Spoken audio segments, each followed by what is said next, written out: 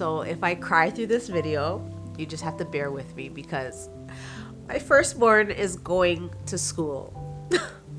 Hey everybody, welcome back to the couch. I'm Melissa and this is Couch Mom Club. On my channel, you'll find tips and tricks to help moms get off the couch and into life. And in today's video, we're going to be talking about the things that you can do to help prepare your child for going to school.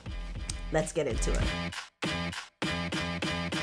So I guess everybody wants to know, how can I prepare my child for school? This is a question that we're all asking at this time of the year. It is a time where we're either getting our kids ready to go back to school or we're getting our kids ready to go to school for the first time. And that is very much where I am. My baby is going to school in September and I am excited. I'm excited. I am emotional. There's a lot of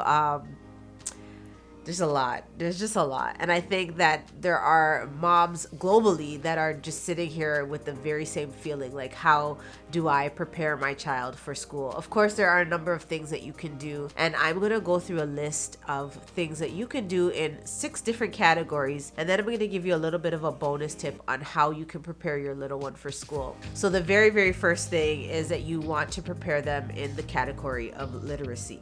This is where you are going to give them a good grip on words, language, things like that. You don't necessarily have to send your child to school already knowing how to read, but it is important that in the years leading up to their first year of school, that you are reading to them and you are reading with them. Allow them to have a good and healthy relationship with books. Do this nightly, do this during the day. Always read and point out words to them. Another good way of giving them a good handle on literacy to enter school is to show them signs. Allow them to read signs like the stop sign, the wet floor signs that you might see, the washroom signs. Let them get used to words and used to seeing language printed, and for them to be able to recognize language in their day-to-day lives. Another thing that you want to do in the category of literacy is to help them with their name. Help them to spell their name, help them to recognize the letters in their name, and to just get a good grip on either spelling out their initials, first and last, or just their first name,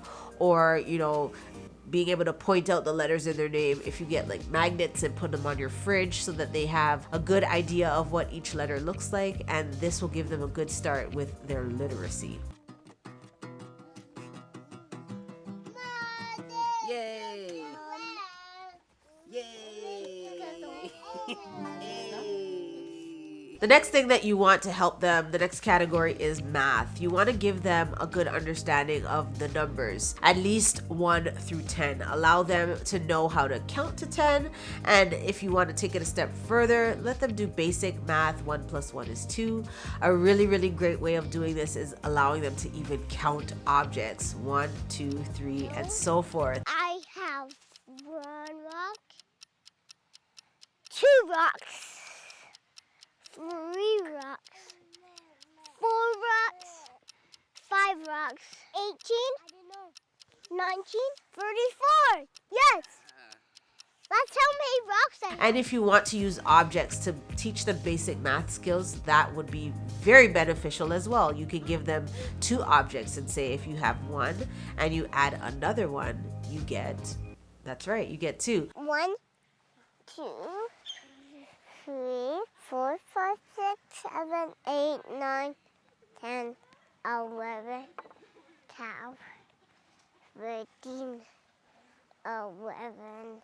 Well, she doesn't forget 12, 13. 13, 11. Another great way of giving them a grip on numbers and math is to allow them to know their age. At this time, your child is probably obsessed with how old he or she is. I just had a birthday. I just turned 4. And then this is a good way for them to practice numbers. How old were you last year? I was 3. How old were you the year before that? I was 2. So what will you be next year? I will be 5. Things like that will help them to get a good grip on math. The next area that you want to prepare your child is in a social area. You want to socialize them. Let them become comfortable with other adults and comfortable around other kids. You might want to take them to the library where they will be able to interact with the librarian, or put them in sports where they can interact with their coaches and other kids on the team.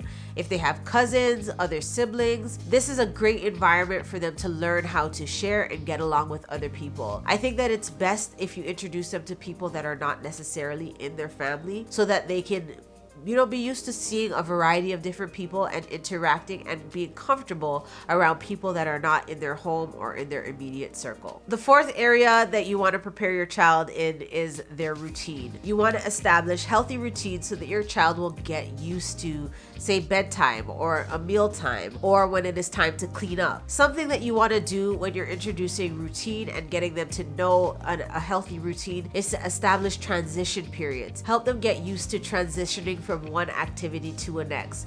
For example, if it's time to eat and they've just been playing, help them to tidy up. Let them know, hey, it's time to clean up so that we can go have lunch. Practice it with them. Get down on the floor with them, clean up with them, allow them to know that it is time to transition from playtime to lunchtime. This will help them in the first stages of entering the school system, because when they're going to school, they're going to want to play all day, but that's not what school is all about. You have to transition into lunchtime. Maybe you have to go to the gym class. Maybe you're going to have music class. School is about transitioning and routines. So you want to help your child to understand routines and healthy transitions. Another category to help your child in is independence. Here at this stage, you want to teach your child to be a little bit independent. Here you want to encourage them to get dressed on their own, to brush their own teeth, to help themselves with eating, or even to problem solve. You want to teach them skills on how to self-help. In school, you have one teacher to maybe 20 kids, and you want to be able to have them become independent so that they can help themselves, so that the teacher has more time to actually teach them stuff. You don't want them to be in the classroom needing help with this and needing help with that. The better you prepare your child to be independent is the more opportunity that your teacher will have to teach. The last area that you want to prepare your child is in toileting. Now, this is a really, really good time to maybe tune into this potty training video and get yourself familiar with how to potty train if you have not already done so. So your child entering into the school system, I believe, needs to be potty trained for more than one reason. The first reason is obviously because they are going to need to be independent, like we mentioned before. The other thing is that you want them to be able to help themselves in the bathroom. The washroom can be a very vulnerable place for your child, and if the child has frequent accidents, or the child is not yet potty trained and might soil themselves, or sometimes maybe do number 2 and it might smell a little, they might feel a little self-conscious, they might feel a little nervous in the class. If you get them to learn how to potty train and be self-sufficient in the toileting area, you are going to help to ensure that their transition into school is going to be a lot better. They're going to feel more confident, they're going to be feeling more ready, and again, they're going to have more time to learn, to play, and to have adventures within the classroom. So those 6 areas you definitely want to prepare your child ahead of time so that when they do enter into the school system, they are ready. Look down there. But here is bonus tip number 1. The only bonus tip that I have. When you're doing all of these things, and especially in the summer leading up to the very first year of school for your child, you want to pack it with adventure, family memories, and a lot of fun. Whatever you are doing in the summer leading up and in the years leading up for them to start school, have fun. All of these categories can be taught in a very fun and a very candid way. In school, you're going to get the structure, you're going to get the desks, you're going to get the time to sit down in a more formal way. But before school, and even when they're in school and after school, when they're home with you, add adventure and fun and play into your days as much as you can. Make sure that they are doing everything that they can do to just learn and to engage in the environment and to have fun. Listen, it's crazy to think about how fast they grow. You have young kids for only 4 years, and then all of a sudden your baby is a child and you're sending them off to school. And you want to make sure that your school that you send your child to is not the foundation of their learning. You want to make sure that the foundation of what they're learning is here in the home with you. You are their parent. You are the primary source of education, the primary source of learning, the primary source of adventure, of experience. The school is an addition to what you're already doing with your child. The school will partner with you with the learning and the education and the rearing of your children. The school is not, I stress, the school is not the primary source. You are. You mom, you are. You dad, you are the primary source for your child. And it is so important for whatever you're doing with your child that you do it with fun. You do it so that you're creating memories for them. You're doing it so that you have an establishment for them, so that when they do go off into the school system, they have a warm and an inviting and a fun home to return to. And that is the video, guys. How do you prepare your child for school? By doing those 6+1 things, okay? So until next time, here are some really cool Couch Mom Club videos for you to enjoy. And don't forget to join the club.